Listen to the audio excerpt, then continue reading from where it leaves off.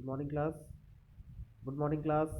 आज हम लोग पढ़ेंगे सेंट्रीपिटल फोर्स। देखो इसमें बच्चों ने पेपर में बहुत कंफ्यूजन क्रिएट हुआ था और लड़कों का इसमें बहुत सारा स्टूडेंट्स का क्वेश्चन था, तो इसलिए मैं इसको आज फिर से एक्सप्लेन करने जा रहा हूँ। देखो सेंट्रीपिटल फोर्स क्या होता है? अभिकेंद्र बल होता है। क्या होता है? अभिकेंद्र बल।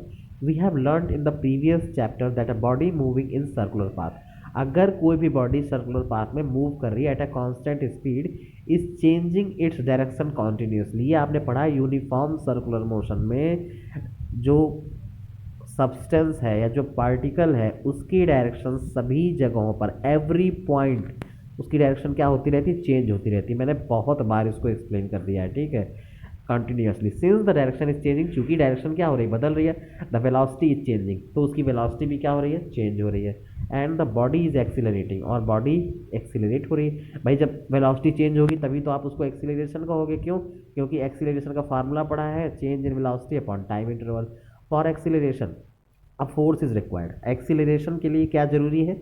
एक बल तो जरूरी है, नहीं तो एक्सीलरेशन वो नहीं होगा। In case of uniform circular motion, अगर हम एक समान वृत्तीय गति की बात करते हैं, the force required for accelerating the body is always directed towards the centre.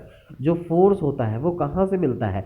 हमेशा सेंटर से मिलता है। ये चीज़ आप समझो इस बात को कि ये देखो, मैंने इसको बहुत बार इस तरह से एक्सप्लेन किया, आप फिर से याद आएगा। ये एक बच्चा है, इसने एक रोप, रस्सी में एक स्टोन, पत्थर बांध लिया और उसको रोटेट कर रहा है, ठीक है। अपने सर के ऊपर ऐसे ऐसे क्या कर रहा है? रोटेट कर रहा है। तो उसका जो फोर्स होगा वो रोप को क्या लगेगा? उसको ही नहीं पता कि लड़का घुमा रहा है। उस पर क्या लगेगा कि ये जो टेंशन फोर्स है, तनाव बल है, वो किस तरफ लग रहा है? केंद्र की ओर लग रहा है। किस तरफ लग रहा है? केंद्र की ओर लग रहा है। इसी को बोलते हैं अभिकेंद्र बल। इसी को क्या बोलते हैं? अभिकेंद्र बल। मेरी बात समझ पा रहे होगे, ठीक है। जैसे समझो इसमें एक रोप बांध करके आप सर के ऊपर ऐसे ऐसे राउंड राउंड सर्कुलर घुमाते हो, तो वो फोर्स किस तरफ टेंस हो रहा है? किस तरफ हो रहा है? सेंटर की तरफ हो रहा है। किस तरफ हो रहा है? सेंटर की तरफ। इसी को बोलते हैं सेंट्रीपिटल फोर्स, और इस पर जो लगने वाला एक्सीलरेशन है उसको बोलते हैं सेंट्रीपिटल एक्सीलरेशन, अभिकेंद्रीय त्वरण। According to the Newton, the gravitational force of attraction between the satellite and the Earth is responsible for providing the necessary centripetal force.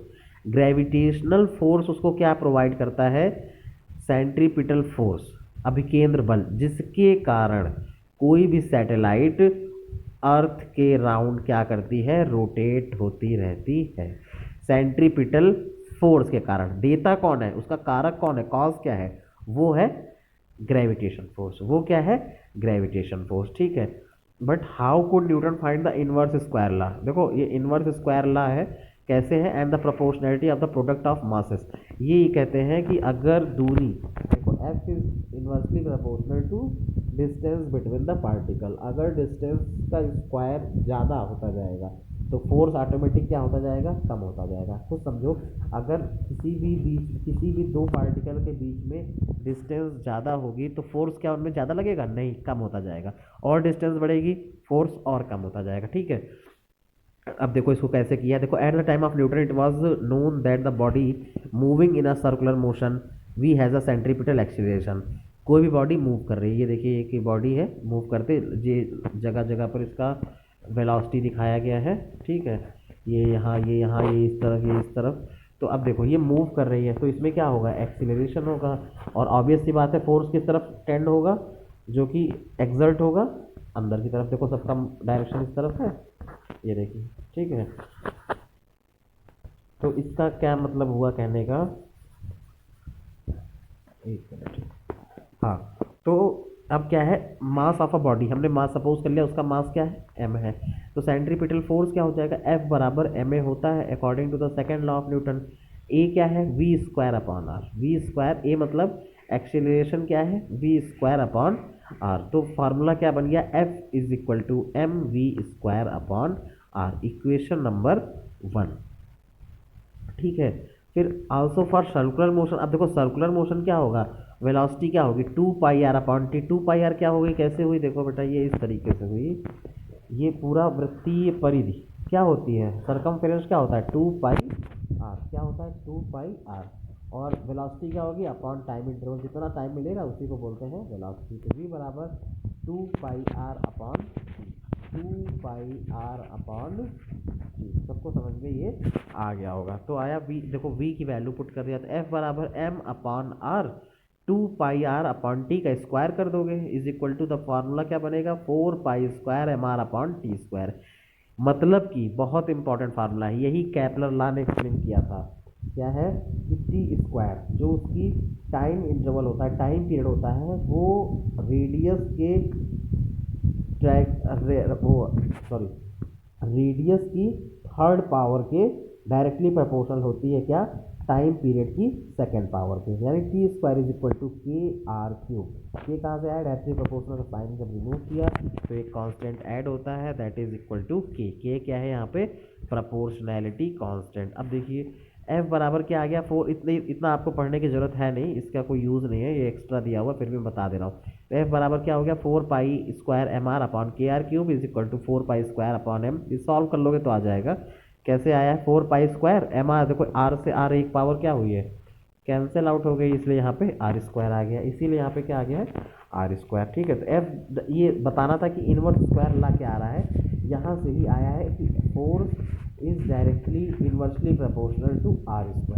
मतलब कि जैसे जैसे रेडियस बढ़ती जाएगी, दूरी बढ़ती जाएगी, फोर्स की वैल्यू कम होती जाएगी। ठीक है, सिर्फ इसी को दिखाने के लिए आए कि किस तरीके से न्यूटन ने इनवर्स स्क्वायर लॉ को डराइव किया था। तो f is directly proportional to 1/r², और f is directly proportional to mass of object. देखो अगर मास ज़्यादा होगा तो ऑब्वियस सी बात है उसमें फोर्स भी उसमें ज़्यादा लगेगा। या जैसे आप किसी भी साइकिल से अगर आप टक्कर लेते हो या आपको एक्सीडेंट होता है तो कम चोट लगेगी।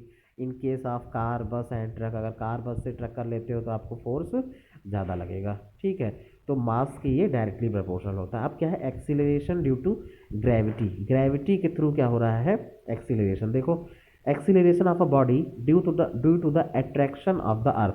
अब जो बॉडी अर्थ के राउंड राउंड क्या कर रही है, रोटेट हो रही है, उसमें एक्सीलरेशन क्यों आ रहा है, क्योंकि जो पृथ्वी है अपनी तरफ उसको आकर्षित कर रही है। ठीक है, तो acceleration of a body due to the attraction of the earth centre is called acceleration due to gravity. इसी को बोलते हैं एक्सीलरेशन ड्यू टू ग्रेविटी।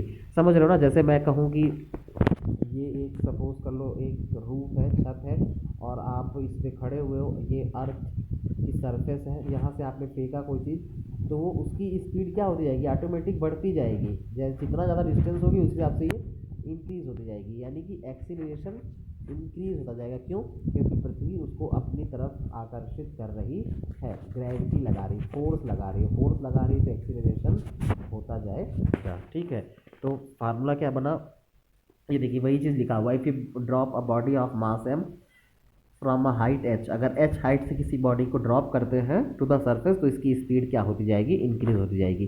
तो f is equal to M A, F is equal to M A. अब मैंने बताया है कि अगर प्लेन सरफेस होगा, प्लेनर सरफेस है तो एक्सीलरेशन, और अंडर द ग्रेविटेशनल फोर्स है तो it will always take as a small g, तो f is equal to M G. अब देखो f बराबर क्या आ गया mg/m/r²।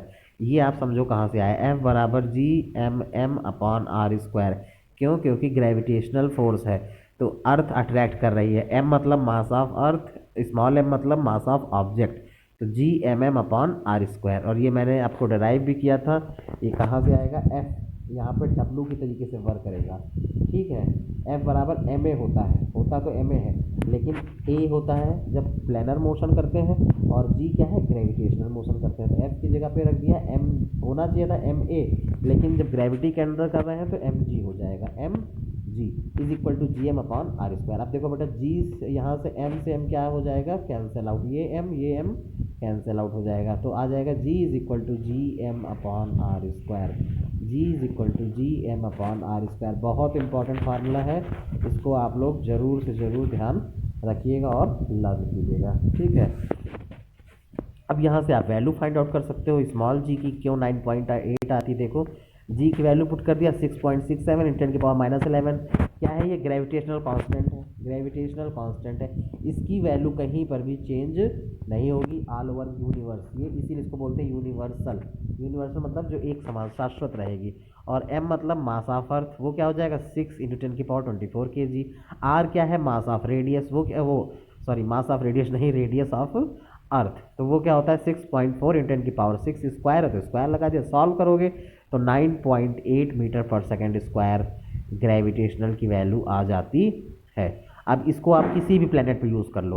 P फॉर प्लेनेट लिखा हुआ है, M for mass of planet, R for जिस प्लेनेट पे आप यूज़ करना चाहते हो उस प्लेनेट की रेडियस, जिस प्लेनेट पे आप यूज़ करना चाहते हो उस प्लेनेट का मास, जिस प्लेनेट की आप ग्रेविटेशनल फोर्स निकालना चाहते हो उसके लिए GP पुट कर दोगे, आंसर आ जाएगा। ठीक है, ओके क्लास।